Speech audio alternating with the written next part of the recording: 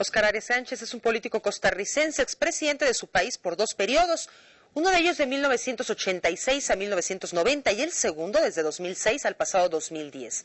Nació en 1941 y desde los 20 años se afilió al Partido de Liberación Nacional, que lo abanderó en su vida política. Estudió en Costa Rica, Estados Unidos y también en Inglaterra, donde se doctoró en Economía. Fue galardonado con el Premio Nobel de la Paz por sus gestiones pacificadoras en el centro de América y también obtuvo el Premio Príncipe de Asturias. Ofrecemos la entrevista que le hizo el canal RT de la televisión rusa a través de la periodista Elena Rostova en el programa A Solas.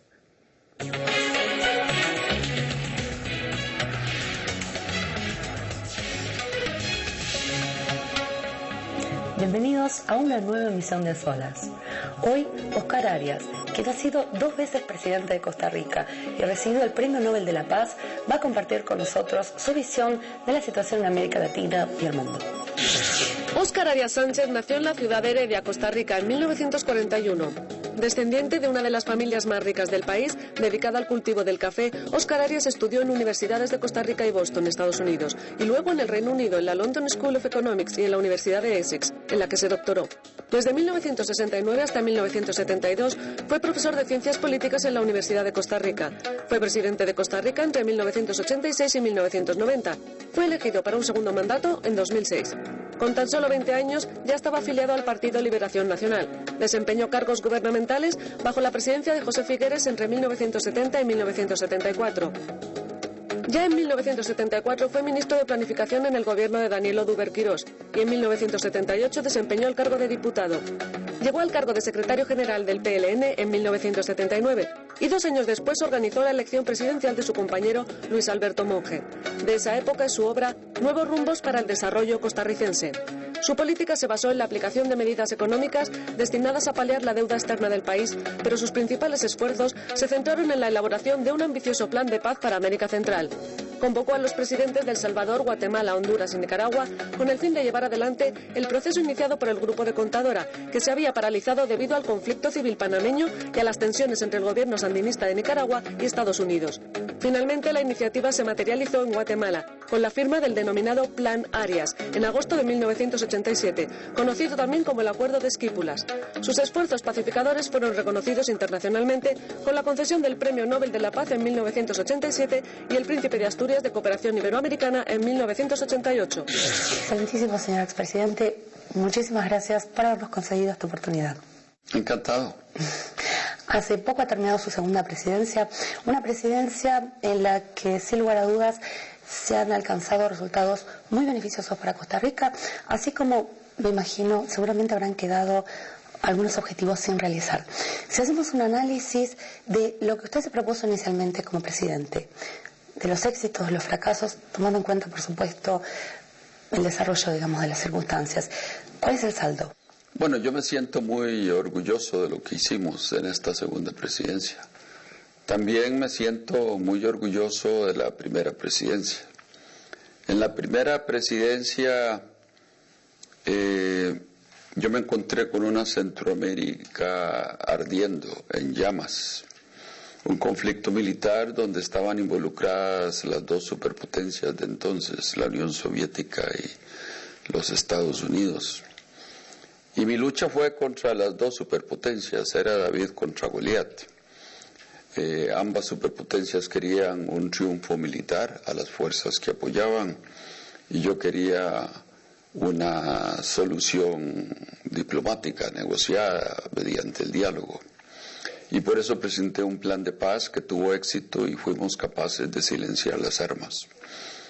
Después de haber salido en 1990, volví al poder en el 2006. La Costa Rica de entonces era muy diferente.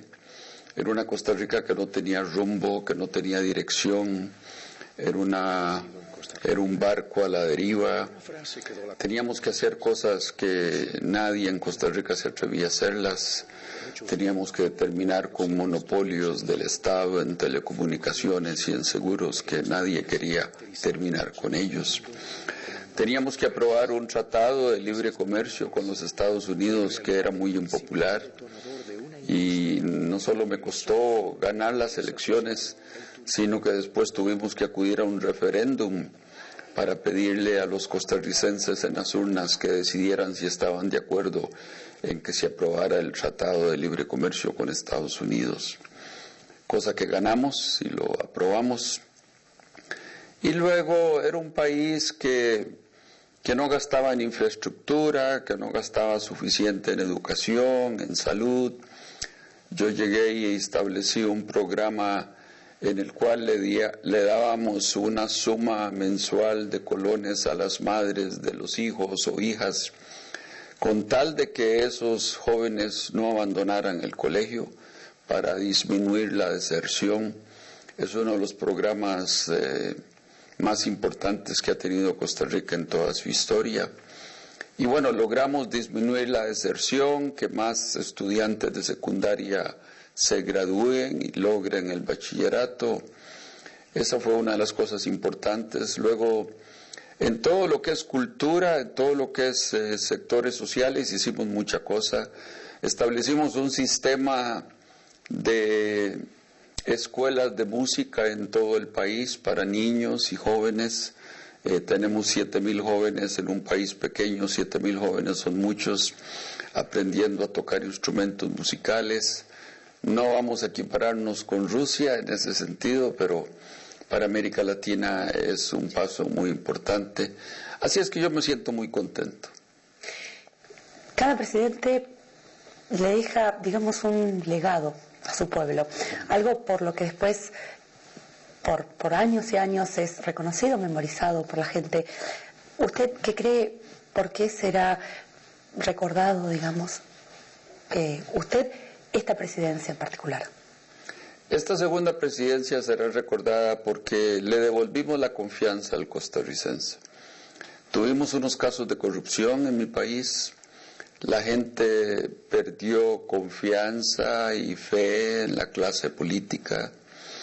Además, no existía liderazgo suficiente para conducir al país por el camino que uno quería. Equivocado, no todos estaban de acuerdo con lo que yo hice. Y tuve mucha oposición, pero prevalecieron mis ideas. Y bueno, por primera vez elegimos a una mujer como presidenta de mi país. Ella era mi vicepresidenta y este era un sueño mío desde hace muchos años. Yo llevé 20 años atrás, por primera vez en la historia, una mujer como vicepresidenta, pero no habíamos tenido una presidenta, así es que yo apoyé a mi vicepresidenta para que fuera candidata por mi partido, ganamos y es la primera vez que tenemos una presidenta que le va a dar continuidad a todo lo que hicimos y eso es importante. Usted decía que, cuando empezó su segunda presidencia, se encontró con una Costa Rica a la que le faltaba rumbo. ¿Podría decir usted que ahora sí está ese rumbo, que esa dirección existe, está concretamente marcada, digamos? Sin duda alguna. Hoy, digamos, un tratado de libre comercio con Estados Unidos que a mí me obligaron a ir a un referéndum, no habría que hacer eso.